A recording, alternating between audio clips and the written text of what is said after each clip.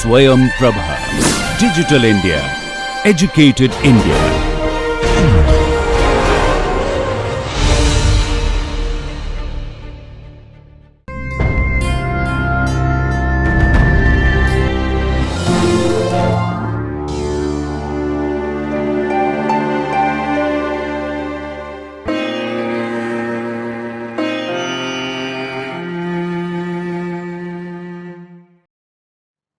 Welcome dear learners. This is a video for the subject of education for the course of Bachelor's of Education and for the paper of Conceptual Foundations of Education.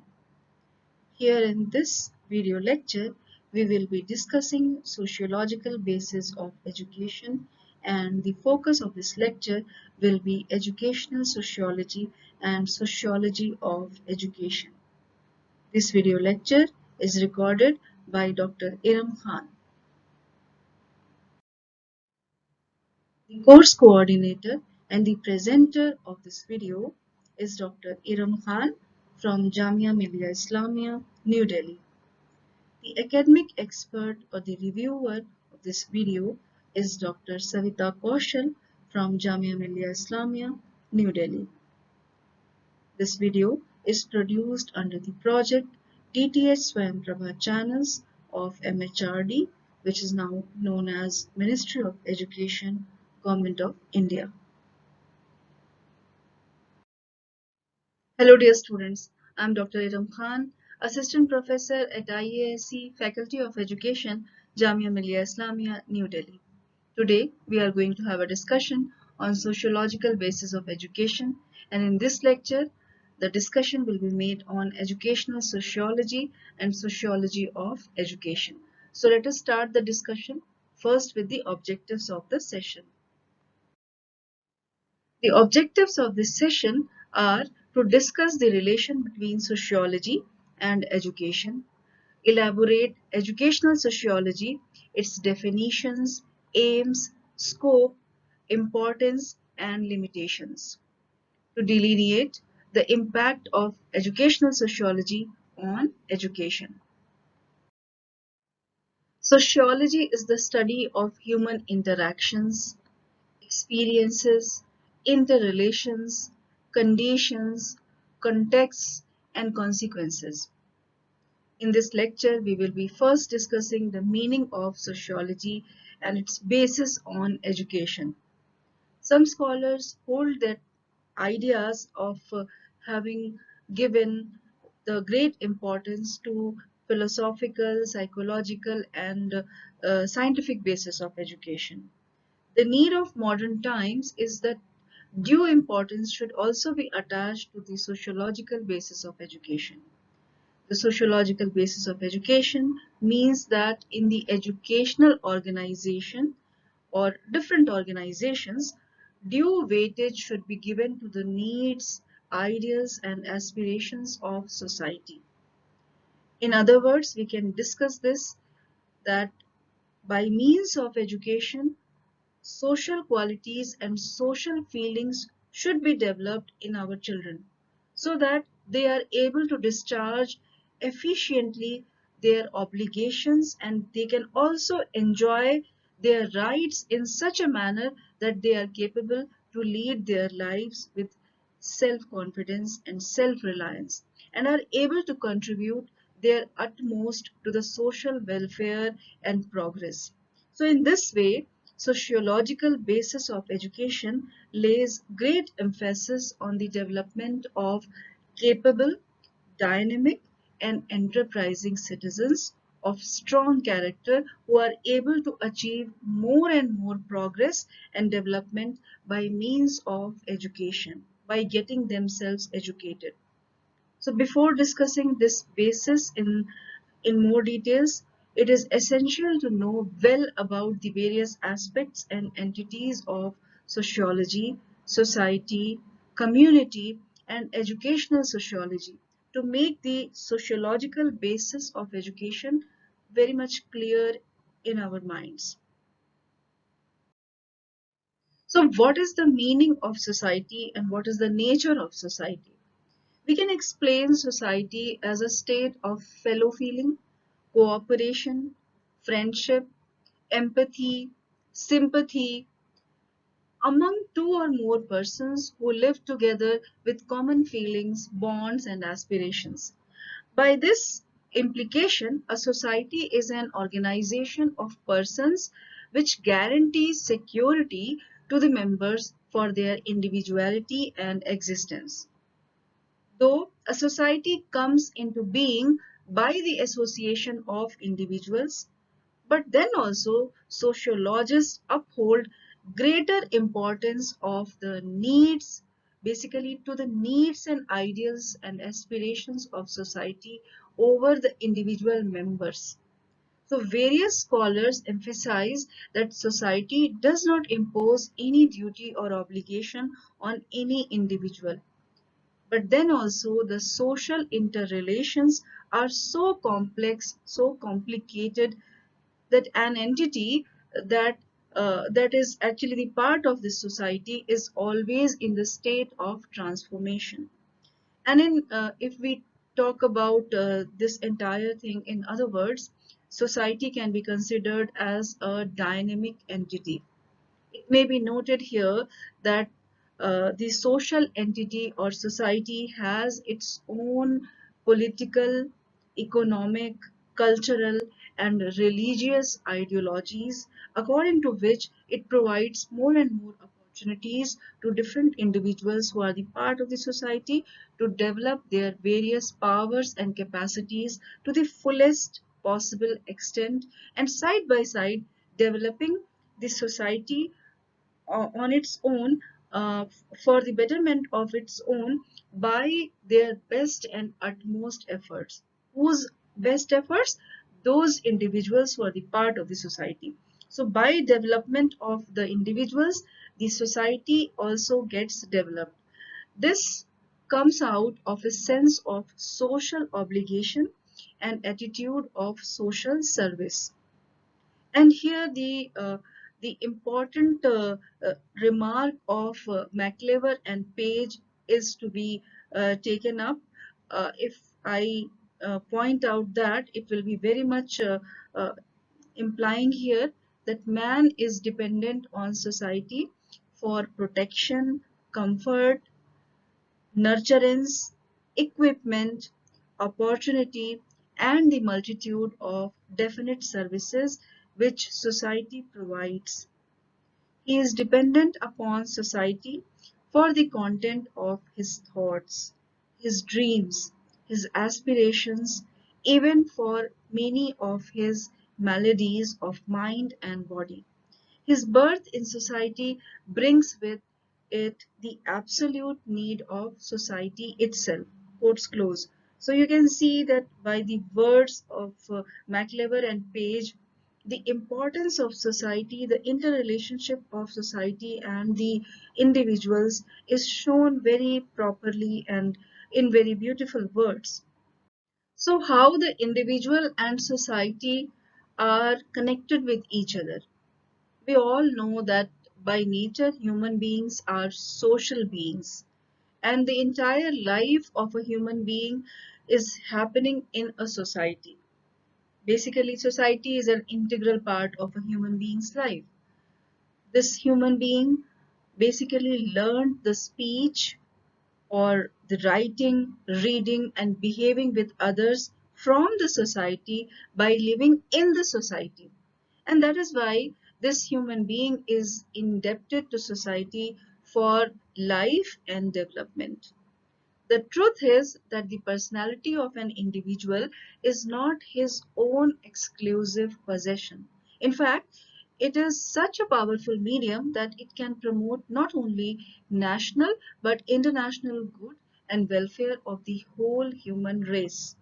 An individual isolated completely from society will not service for long, and therefore this individual is not expected to do anything harmful to the society of which this individual is an integral part of. So as an individual without any society is a figment of imagination, In the same way, to think of a society without individuals is purely imaginary, and we can also consider it as unreal. A society is an association of individuals which has been created by individuals for their own good. Psychologically, each individual is born with specific inherent interests, different type of attitudes, capacities and tendencies. The development of all these abilities and mental capacities has contributed to human culture and civilization in various ways and levels of achievements. This process of cultural growth and development has been going on since the time immemorial. And from the dawn of the human civilization, this process of cultural growth and development is going on. So we can say that the role of an individual and society is basically very much intertwined. Now we have to see that what exactly is the meaning and definition of community. Etymologically, community is the combination of two words. The first one is com and the other one is munis. While com means together, the meaning of munis is to serve. So in this way, community means to serve together. In this way, community signifies the neighborhood of those persons who live together with bonds of unity on a certain piece of land and happen to lead more or less a common life which which actually is maintained, uh, or you can say that the maintenance is done by the community. This common life comes into being naturally and normally. So, in the creation and maintenance of a community, the essential elements are two or more people, a definite piece of land, community feelings, common life, and some rules and procedures acceptable to all the members of this particular place where we are going to talk about that a community is getting readied. So the community feelings, common life, and all these rules and procedures are acceptable to all the members. Then only the community is going to be developed. So the area of a community may be a small one or a very big one. And in general, it depends upon the economic, cultural, and political similarities of the members who are going to be the part of this community. And in this way, a village, a town, a city, a nation, or the whole world may be termed as community. The essential features are common ideas or ideals, values, patterns of living, in addition to specific geographical area, which can be a small place or it can be a big place. So let us see some of the important definitions of community which have been given by some of the important scholars. The first definition which I would like to mention is given by Davis. Under quotes, he says that a community is the smallest territorial group that can embrace all aspects of social life. Quotes close. The other definition is given by Ogburn and Nemkov. Under quotes, a community may be thought of as the total organization of social life within a limited area. Quotes close. So both of the definitions, if you analyze both these definitions, you can see that both of these scholars are talking about the group of people who are living on a piece of land or on a limited area, and they are actually leading their social lives together, and they can be considered as the community. Let us see what is the meaning of sociology. The French philosopher Auguste Comte used this word sociology for the first time in his lectures in 1837. And because of this reason, he is also considered as the father of sociology. He organized various sciences into a ladder and putting sociology on the top of this ladder, declared it as a comprehensive science. According to Auguste Comte, sociology is the synthesis of all sciences, and as such, it should be effectively used in the formation and reconstruction of society. And because Auguste Comte advocated for the first time the scientific study of society, that is why we consider him as the father of sociology. But not only Auguste Comte is the protagonist of sociology, or the ideas of society and sociology, there are other protagonists also who have given a lot of different type of contributions in the growth and development of this field. Some of them are August, like the first one which we have discussed here is Auguste Comte. Then we have got Immanuel Kant. Then there is Emil Durkheim. There is Frederick Engels, Michel Foucault. There is Pierre Bourdieu. Then there is Giddens. There is a list of different sociologists who have contributed a lot to this field and to this area of study. Uh, we will be discussing in our different lectures about these sociologists and their contributions. So let us address to the subject matter of sociology. We have already seen that sociology plays a very important role in the human life, where the interactions are playing a lot of important role, the human interactions with the society. So what exactly is the subject matter of this subject, this area of sociology? The first point which should be mentioned here is that sociology studies social processes and social elements in a scientific manner. These come into being by social interaction in human groups. And we can say that sociology studies all aspects of human life. And if we say this, it will be very much correct. The next point is that sociology studies the multiple dimensions or the multidimensional behavior of human beings. Then the next point can be that sociology studies the social institutions which go by the names of family, religion, community, state, different type of races, and the structure of the society which comes in the names of the caste, the creeds, and even the social distinctions.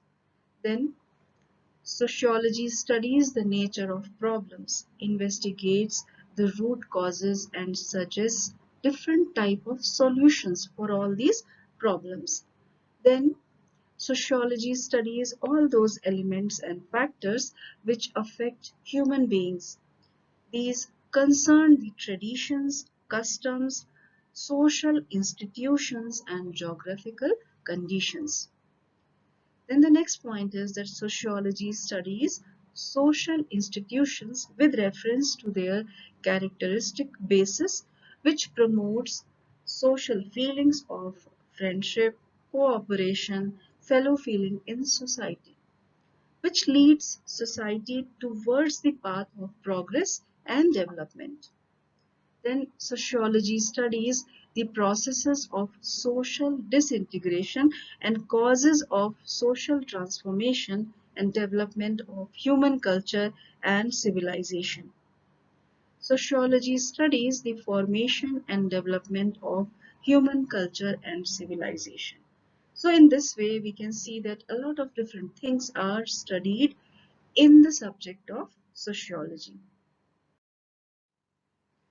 Let us see the meaning and definition of educational sociology, because here we are going to have a discussion which is very much inclined towards the idea of sociology in terms of education.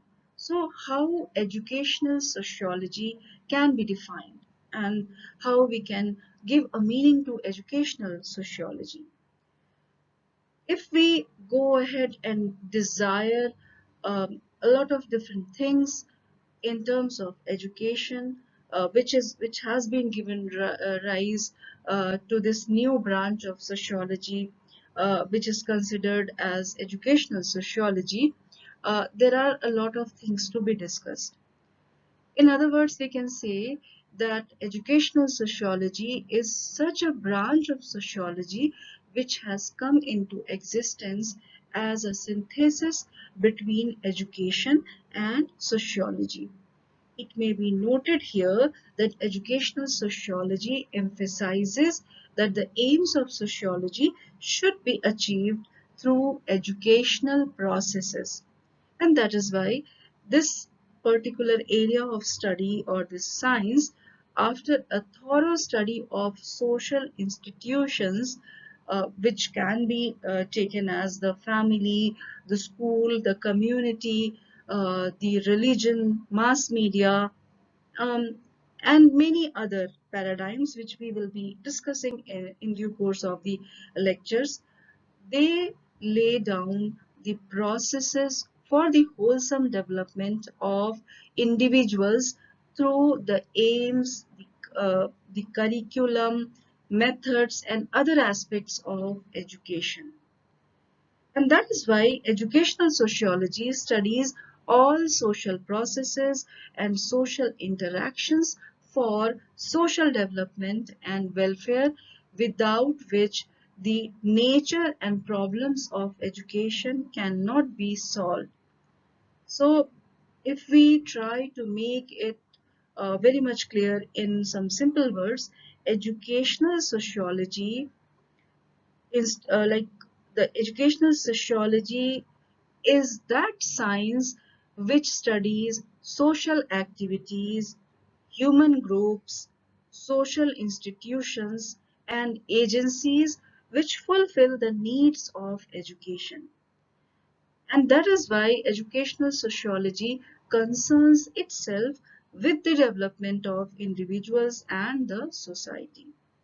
It necessarily has to study well the working of various social institutions, the different customs which are there in the society, which are upheld in the society, the traditions, social rules, social codes, and norms of behavior which affect human progress and development through various educational activities and experiences.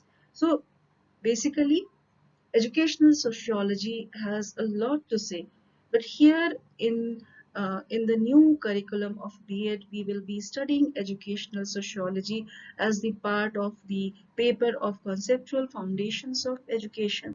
And the reason behind this is that actually it makes the conceptual foundation along with the other conceptual foundations, which is educational philosophy or educational psychology. So we will be studying here as a part of the conceptual foundations paper, but we should understand that what exactly this this term educational sociology means. Then only we will be in a position to actualize the knowledge which we are going to gain in terms of this particular area in a very proper manner. George Pine is regarded as the father of educational sociology. In his famous book, Principles of Educational Sociology, he has discussed the influence of education upon group life and the effect of the group life upon education. And not only this, he has also laid a lot of emphasis upon the study of all those social influences which which basically happen on human beings in their growth and the due course of their development. In addition to Pine, other sociologists like John Dewey, Moore, Frederick Duquesne, then McLevier, Merrill, Davis, Durkheim, Clark, Ottaway, Karl Mannheim, and others have contributed a great deal in the development of educational sociology. John Dewey, in his books, which are named as School and Society and Democracy and Education, has laid great importance to educational sociology, and he has regarded education as a social process. John Dewey attaches great importance to the working of social consciousness, which inspires an individual to achieve more and more educational eminence. This social consciousness is the essential base or the basis of education, and as such needs close study of its working and development. This social consciousness needs to be developed more and more for organizing properly the various aspects of education. This is the main purpose of educational sociology. And this is because of the recent viewpoint that education is now regarded as a social, dynamic, and progressive process which aims to achieve social planning, social change, and social reconstruction. And all these different aims are considered to be achieved with the field or with the help of education. Let us see few of the important definitions of educational sociology given by some of the very eminent scholars of the area. The first one is given by uh, Ottaway. Ottaway says, under quotes, education sociology starts with the assumption that education is an activity which goes on in society, and the society in turn determines the nature of education. Quotes close. The other definition is given by Brown, under quotes, education sociology is the study of interaction of the individual and the cultural environment. Quotes close. So these two definitions actually show us that how education sociology or the educational sociology is the science which is actually letting us understand the environment of an individual in a better way. So, what are the aims of educational sociology? Let us discuss few of those aims one by one. And these are the aims which are given by Harrington. The first point here is to acquire knowledge about schoolwork and the work of teachers in relation to society and social progress. Number two, to study the effects of social elements on the school. Number three, to acquire knowledge about the effects of social elements on individual. Then number four is to construct a curriculum of education with full understanding of the economic and cultural tendencies of society. Then the next one is to gain knowledge about the democratic ideologies. Then to employ research techniques for achieving the aims of educational sociology. So what exactly would be the scope of educational sociology? Educational sociology is a wide and comprehensive subject. uh, we have seen that it deals with the influences of educational process on sociology and the effects of sociological processes on education. So we can say that it would be having a lot of scope uh, of its study. So, what are the important factors of study for educational sociology? Let us discuss those. The first point to mention is that mutual relations of teachers and students. This can be studied through educational sociology. The next one is the place of teacher in society. This can also be very well studied by educational sociology. The next point is social problems, needs, and aspirations. These can be studied very well. then the small units of society and their interrelations can be very well understood by the means of educational sociology. School and its relations with local social institutions can be studied very well by the means of educational sociology. Then effect of social life upon individuals and schools. This can also be very well understood by the knowledge of educational sociology. Progress of democratic feelings in schools can be actually made very much well versed by the educational sociology. Necessary modifications in the curriculum for individual and social growth. This can also be manifested through the knowledge of educational sociology. Then encouragement to critical thinking and investigation, then evaluation of the mass media and the role of mass media as medium of social progress. This can also be the scope of the educational sociology. Then determination of teaching methods for the development of child and investigation of all the sources of social restrictions and social advancement.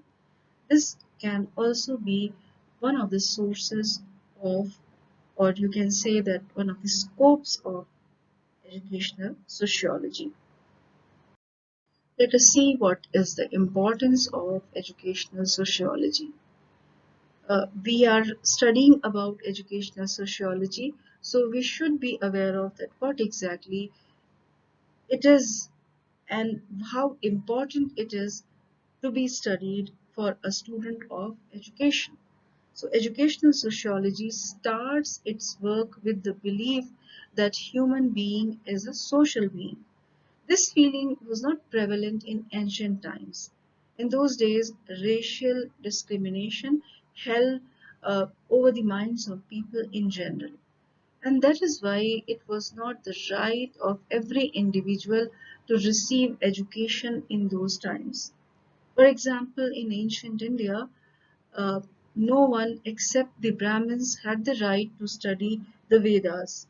In the same way, only the Kshatriyas alone could learn the art of warfare, but the conditions have vastly changed in the present time. And because of the influence of educational sociology, it is now the right of every human being to receive as much education as this human being is capable of, and whatever is the need of this human being, the aptitude and the abilities of this human being. So there is no bar on getting educated to any extent, and there is no any restriction of race, caste, creed, color, and sex for any individual to develop more and more to the utmost extent. And these things has actually actualized only once we started studying the sociology or the educational sociology as the part of our curriculum. Then the next point is educational sociology affords full protection in the preservation and progress of culture. And everybody becomes able to develop those cultural qualities which promote international understanding and welfare. This is somehow very much important because culture is the part of the enriched life of a human being. So because of the study of the culture, educational sociology has given a very important ambition, or you can say a very important kind of role to the system of education, to the human beings. Then educational sociology formulates rules and procedures of such type which establish and develop social growth. This must be kept in mind that only useful and the relevant traditions remain effective, and those traditions and those uh, uh, type of rules and regulations uh, actually decay and die out with the time, which are not of much use or which are not relevant according to the needs of a human being. So, by the help of educational sociology, individuals endeavor to create those social institutions which are above all discriminations and differences. All fellow human beings receive due recognition and encouragement for their development to the fullest extent possible. Educational sociology secures for an individual a safe, reliant, and self development kind of living in the society. This social science promotes social adjustment by one and all and inculcates in them, in the individuals, the urges and desires for social service and social good. Educational sociology tries to secure and promote happy life for all individuals. The mass or the masses of people understand their welfare and strive to achieve social good for all. Educational sociology strives to gain understanding of social groups, their creation and coming into existence, and their interrelation and interdynamic nature. But with all those importances, there are few limitations also which are intact with the educational sociology. Let us just have a look on those. Social aspect of life is very essential in any educational process. It cannot be ignored or sidetracked, but it is not the whole truth. In reality, the philosophical aspect is also very much important. It is true that educational sociology tries to understand the development and working of social groups, institutions, and diverse social processes, but it does not prescribe any ideal or model of society. At the same time, it does not throw any light on the aims and purposes of life and the nature and form of educational curriculum. So these topics are beyond the scope of educational sociology. Philosophy solves, basically the area of philosophy solves these problems and provides the solutions or the different type of situations which will be uh, going to solve the problems. So for effective and efficient working of educational processes, the psychological processes of learning and understanding are equally essential. Without the psychological understanding of individual and social mental states and their operations, our educational purposes will not be achieved satisfactorily. So this is why now we study the paper of conceptual foundations of education, wherein we study the philosophical foundations as well the sociological foundations and also the psychological foundations of education all together, because we can't say that one in isolation can be important or can be solving all the problems. Each of the three foundation courses, the foundation papers, are very much important to understand the role of individuals, their education, and the societal norms, their applications, and the working of the society in terms of understanding the society in the to the fullest extent.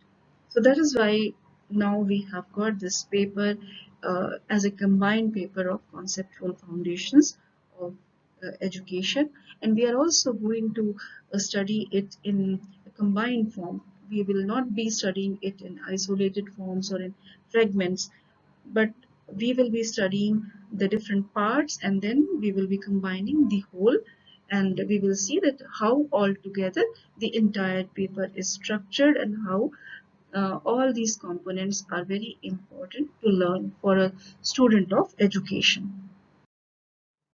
Let us see the impact of educational sociology on education. We have seen, we have discussed on this point that educational sociology has exerted its influence in various fields of education. So, what are those different points, those different areas where this influence can be seen in a very proper manner? Let us just have a look on those points. The first one is that educational sociology launched the schemes of mass education, and for the purpose, schools were opened all over the world, or if we are talking about our country, uh, in the country, different schools were open to educate the children. The next point here is that educational sociology extracted education from the clutches of religion, or in the olden times, the churches were the foremost important institutions which were holding a lot of power in the in the society. So, educational sociology extracted the education from the clutches of these institutions, um, which are related to religion, and the places which are related to these religious institutions and were also exerting the education to the children. So basically, educational sociology took education from the clutches of these religious institutions and placed it in the hands of the state or the government. The next point is that adult education movement began to grow under the influence of educational sociology. The state realized its responsibility not only towards the adults but also formulated and launched schemes for the education of the physically handicapped, or the specially abled, and even the mentally retarded or mentally problemed children, those children who are who are not having the mental capacities developed to the fullest. So even those children were also uh, uh, like brought together and kept under the edges of education. Because of the launching of the mass education programs, the need of more and more teachers were felt. So in this way, the uh, if more teachers will come into the system, even the employment is going to enhance, and the monitorial system was adopted. And according to this method, the responsibility of teaching junior classes is left on the students of senior classes. So this type of systems were have got emerged, and even we have seen in different times that these type of systems were taken adapted or taken care of whenever we talked about the education of small children. Then, to prevent exploitation of child labor, schemes of nursery education for the infants began to be launched in more and more numbers. This movement started from France, traveled to England, and reached America together with India. So even in our country, we got people who were who started to become aware of these type of exploitations, and who were ready to actually eradicate the child labor from our country. So the credit of this movement goes to Robert Owen, who was the person behind the making the awareness campaigns against the exploitation of child labor and schemes of nursery education for the infants in different countries like France, England, America, and India. Then states began to provide vocational, technical, professional, and agricultural education to children under the inspiration of educational sociology.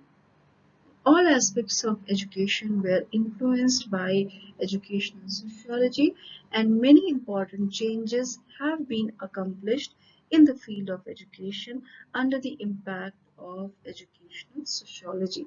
So, These are few of those important arenas in which we can see the impact of educational sociology on the educational system of our country and even other countries of the world. So with this, we have now reached to the summary of this summary part of this lecture, and let us just have a quick recap what we have studied. We have seen the meaning of sociological basis of education, and we have also seen that education should be according to the needs of society. We have seen the nature of society, how organization of people actually is making the society actualize, then how individual and society are mutually interdependent and they are complementary to each other. Then we have also seen that what is the role of sociology in the studies of human nature as well as related social elements which promote social growth. Then we focused our discussion on educational sociology, which emphasizes the realization of sociological aims by means of educational process, different educational processes, and the activities.